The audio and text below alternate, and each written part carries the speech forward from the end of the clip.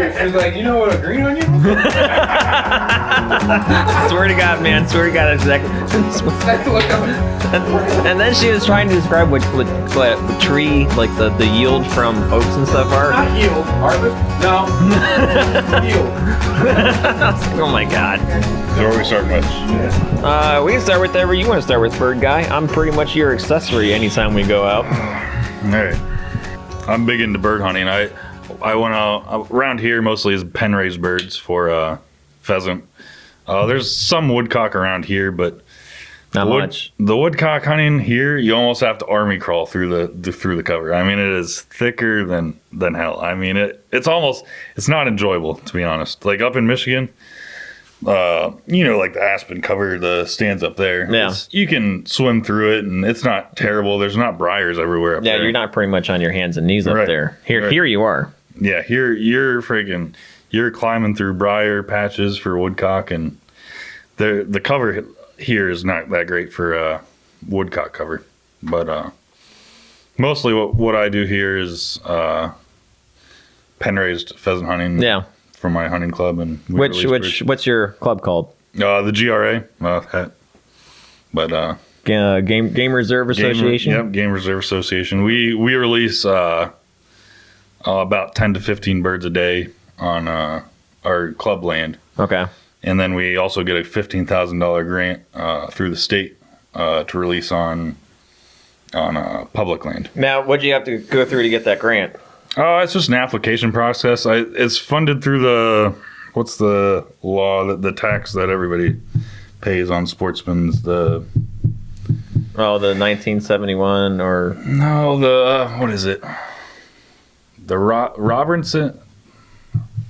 I forget what the tax is. It'll be plugged in here. That everybody... We'll look it up when we're done. Yeah.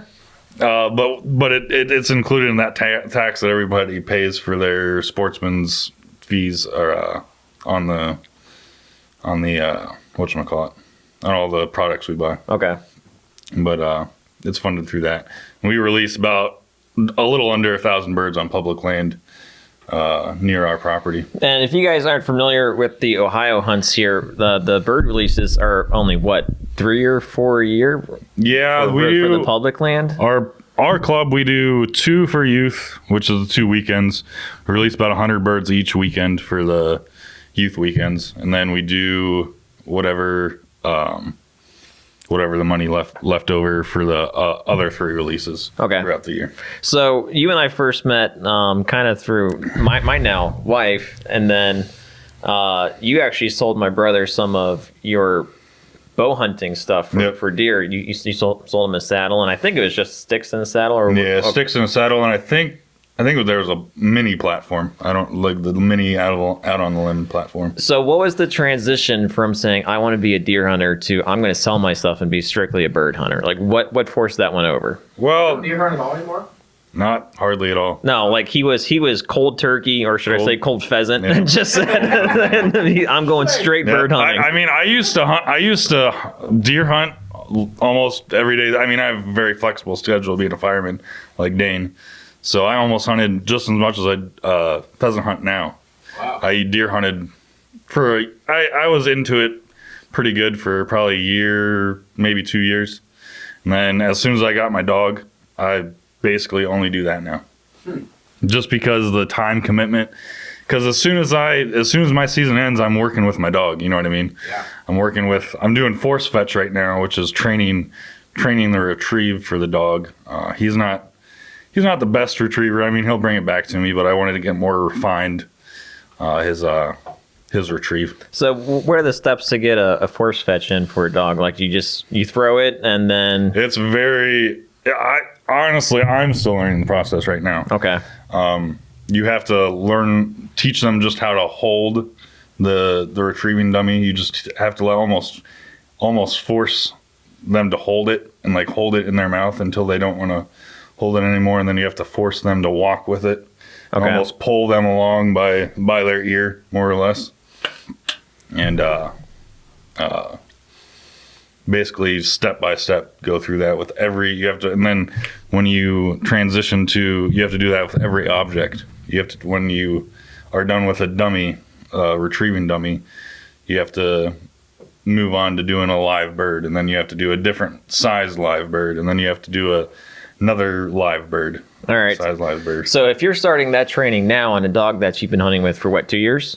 It was third season. All right, so this is the third year. So what kind of steps and when are we taking those steps? Like this time of year, spring? Yeah, spring is our big training season. Usually I try to wean off the training so much about beginning of July, and then work on the conditioning part of it. July to September, beginning of September, I start conditioning them. Okay, so that's when seasons actually open up. And you're planning on going to Michigan? Yep, I'll be going to Michigan opening week. Okay, and you're going up there for grouse. Yep, grouse and woodcock. So once you have a good bird dog and they're well trained, they're pretty diverse for pretty much any upland bird species. Oh yeah, yep. It might be a little bit of a learning curve from going to forest species like the grouse or the woodcock to out west, where you're going for pheasant or sharp-tailed grouse or sage grouse, because it's a very different landscape. Okay. From going to out west to Michigan, North Woods is completely different. The aspen woods and the prairie are very different. The range of the dog is a big difference too. In the grouse woods, you want them a little closer in because you can only see maybe 30 yards. Yeah. In some aspen stands. And out west, when we went out west, I don't know, 3 years ago, my first year, my dog was ranging out to 200, 300 yards. Okay. So it's very, very different So, style hunting. I know Michigan terrain, I'm going to offend some people here, but here in Ohio, we think Michigan's pretty flat. You go out west and out to the Dakotas and whatnot, also pretty flat. Yep. But so there's different types of terrain features, obviously. Are you getting different miles in different locations out of the dog, or are they still doing that 8 to 9 a day that he was doing with us for us? He's doing, well, on my trips, he's doing more than 8 to 9. He's probably doing, in Michigan, he's probably doing 15 to 20 on a long day. That's a long day. Yeah, that's a long day. Yeah. And out west, I didn't have my GPS collar at the time when I went out west, but I'd have to say a guesstimate probably 30 to 40 miles a day. Okay. He was doing. That's a lot of steps. And that poor dog. Oh yeah. Yep. So are you running them pretty hard for a couple of days straight, or are you giving days off in between? It depends what kind of dog power. He honestly has very, very high stamina because I do so much conditioning with him. All right. I run him with the 4-wheeler every day from July to September, like I said. All right. And just for clarification, what kind of dog is Archie? He's a Brittany. A Brittany? Yep. All He's right. a pointing dog. Okay. So when he comes up on the bird, he'll lock up on point and point the bird. So you got pointing dogs, you got flushing dogs, Yeah. and then you got, so is a lab more or less a retrieving dog? They're considered a flusher as well. Okay. Flusher, retriever. See, I was actually curious about that. Yep. I have a black lab, Mm-hmm. and like I've always wanted to like train him, especially like just for like squirrel hunting, Yeah. retrieve, because I've never even trained him how to Right. play fetch. Right. He just does it. Yep. So he has like that natural drive to fetch, but Right. I have no idea how to actually train a dog Right. to go out hunting. Yeah. I don't even know where to start. Honestly, all you do is put them on birds. That's all, because they're more or less been bred for hundreds of years to do this. It's in their blood. They're just gonna figure out how to do it. Now, for a lab, it's a little different than say for a pointing dog, because I can let my dog go out 200 yards and he'll lock up on point 200 yards, and I can go up there and flush the bird. For a lab, they're not gonna hold point because they're not a pointing dog. There are pointing labs. Might offend some people with that, but Like I've definitely seen him do that before. Yeah. Because I will do like some hunting on my property. Right. And like when I let him out, he's probably got a couple acres where I can let him run around, and I will watch him like find something in the backyard. You know, it's a squirrel or a chipmunk, and he's done the whole raise a paw and Yeah. go straight out. Yeah. And just stares at it. Yeah. And then he'll try to sneak up on it, and then Yeah. anytime that I get something like I have like a ton of groundhogs on my property that Right. I get rid of. And anytime that I get something, I show it to him. I bring it to him Right. to introduce him to like the smells and everything. And he goes nuts. Yep. He absolutely goes nuts. So like I know he has the drive, but Oh yeah. I'm just So what we did with our dog, which is a blue heeler, not typically a hunting dog, which did not fare well pheasant hunting. We tried a couple times. It was fine. It was fine the first time. It was fine when there was 1 or 2 dogs, but when there was 5 or 6 dogs, that herding instinct really kicked in, and it was just a nightmare. I had to put myself in a corner so the rest of the group could pretty much keep hunting. But on the squirrel aspect, which is what we use her for, so when we first got her, and she was 8, 9 weeks when we first got her, she was real small. Right away, since we have squirrel tails all over in this house, we would flick them around the corner with their bodies hidden so she'd get used to seeing that movement. Of course, a curious little puppy wants to see what it is, and then we'd throw it. And then she'd go get it and bring it back to me or Casey. And then we would keep doing that, and then we would introduce a clap or pop a balloon as we threw it. So it was the mimic of a gun going off, so she was never gun shy. She still doesn't like fireworks, but guns do not bug her one bit. And we started that, we got her in January. We started that probably like once she was potty trained, like would go outside on her own. So just a couple weeks in.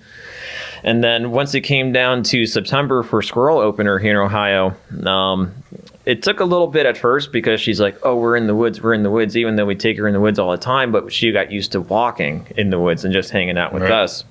Once we got her guns out there, we were still hunting with 22s. So we would try and get her to stop. And she would point where her tail would be flat. She wouldn't raise a paw, but she would recognize what it was and be like, okay, there's something up there I'm curious about. And then she would see the hunters, Casey and I, have our attention on that squirrel. So she would pick up on that.